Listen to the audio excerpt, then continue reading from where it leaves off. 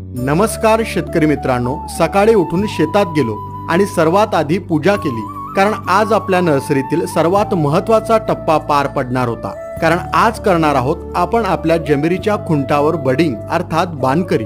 त्यासाठी आपण सर्वात आधी निरोगी व परिपक्व मातृवृक्षावरून ह्या बर्ड स्टिक काढल्या व त्याचे पाने सुद्धा कट करून घेतले। हे करत असताना आमचे काही मित्र बानकरीच्या वेळेत बसण्यासाठी जागा करत होते।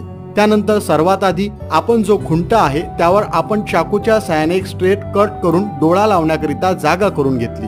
ज्या आपल्या बर्ड स्टिक आहे त्यावर चाकूच्या साहाय्याने बर्ड काढून तो बर्ड आपण खुंटावर केलेल्या कट्स मध्ये लावतो। हे सर्व करत असताना त्यांच्या मागे मागेच आपले काही मित्र त्यावर पॉलिथिन बांधतात। अशा प्रकारे आपल्या नर्सरीमध्ये ही बानकरीची प्रोसेस चालू आहे।